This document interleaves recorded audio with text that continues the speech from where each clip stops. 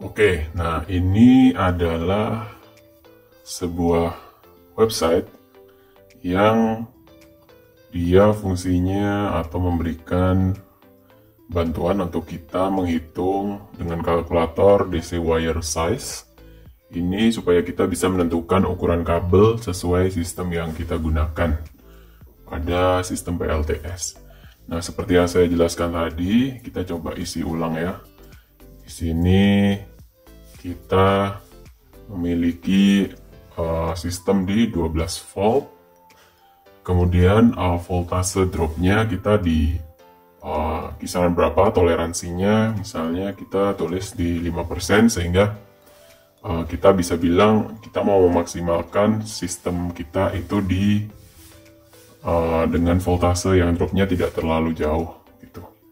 Atau misal teman-teman punya toleransi yang jauh lebih besar, silahkan ya. Nah, di sini saya mencoba tetap sama, at least tidaknya di 95%.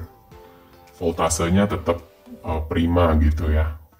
Kemudian konduktor yang digunakan itu tembaga atau aluminium. Misalnya kita pakai aluminium.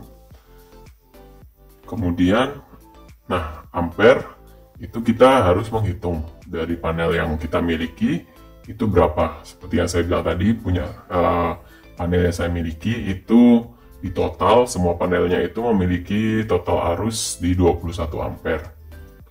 Nah, terus ini jarak kabel dengan ini jarak panel dengan SCC atau solar controller kita itu berapa. Nah, saya langsung masukkan total panjang kabel saya, yaitu 15 meter. Nah, kemudian ini maksimum temperatur kabel, misalnya 50 derajat Celcius.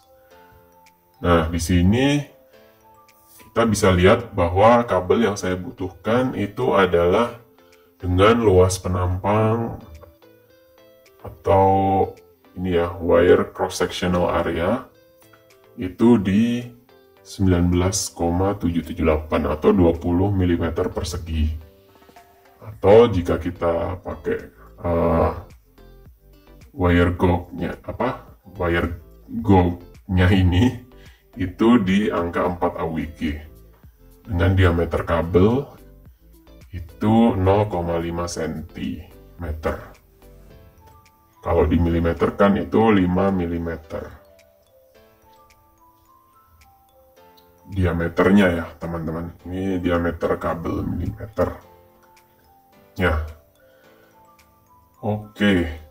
Nah, di sini ada dua opsi ketika teman-teman pilih. Misalnya, sepertinya aluminium jauh lebih murah, kita coba ya. Ternyata pada saat kita menggunakan aluminium, maka kabel yang harus kita gunakan juga jauh lebih besar lagi. Sehingga bisa dibilang bahan tembaga itu menjadi penghantar arus listrik yang jauh lebih baik sebagai konduktor arus elektrik. Nah, solusinya tadi seperti yang saya bilang, kalau misalnya dana saya terbatas, maka solusi yang harus saya terima, atau jika saya tetap mau memaksimalkan tapi dengan dana yang masuk akal dan sesuai dengan budget, saya harus mengkorbankan jarak panel saya dengan SCC. Misalnya saya taruh di sini 5 meter. Nah, di sini akan cukup memotong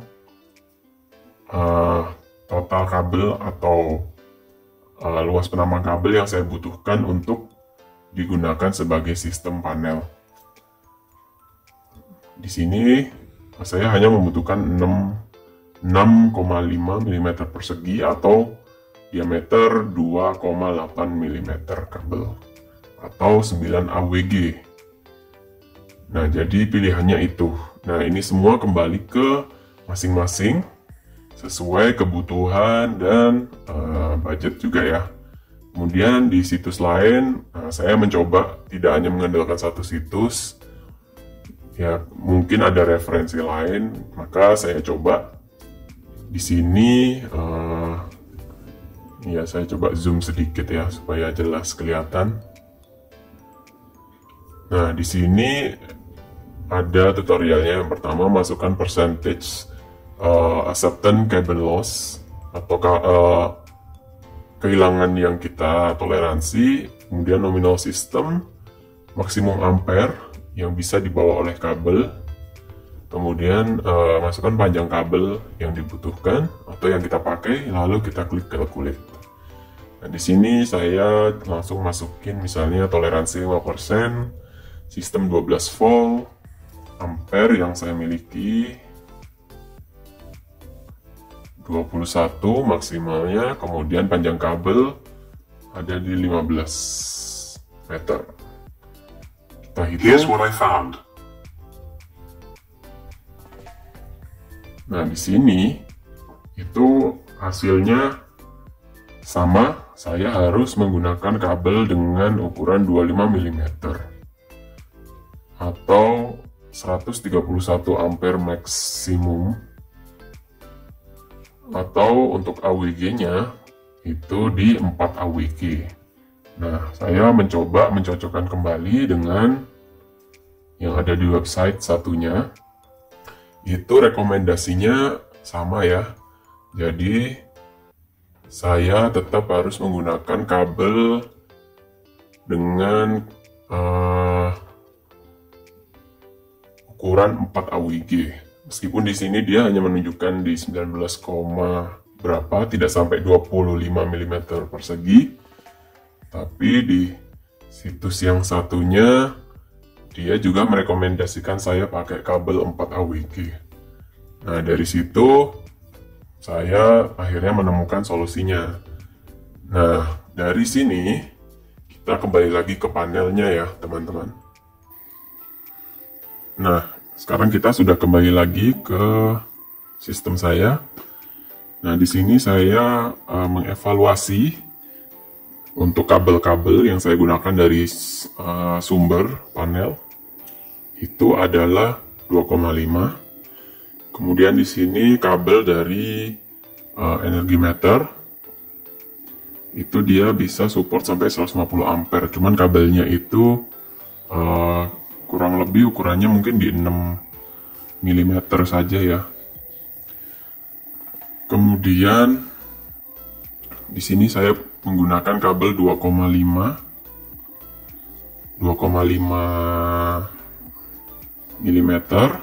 Kemudian saya kalikan 2 supaya arus yang bisa mengalirnya juga lebih besar, karena saya tidak mau beli kabel lagi.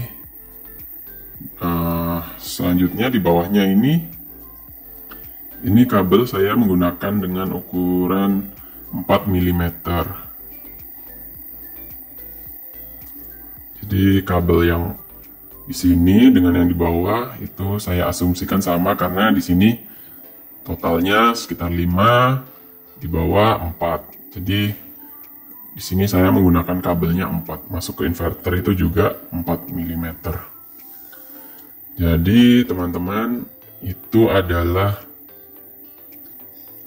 bahan evaluasi yang bisa saya dapatkan sendiri, dan semoga ini bermanfaat juga buat teman-teman untuk memaksimalkan sistem panel yang akan digunakan dan dimiliki saat ini, supaya bisa kita gunakan semaksimal mungkin sesuai kebutuhan dan harapan kita. Oke, mungkin sekian dulu videonya, cukup panjang tapi semoga bermanfaat. Bantu dukung kami dengan cara subscribe, like, share, dan komen jika ada feedback atau masukan dari teman-teman sekalian. Saya pamit undur diri, terima kasih banyak sudah meluangkan waktunya untuk nonton video ini. Sekian, Assalamualaikum warahmatullahi wabarakatuh.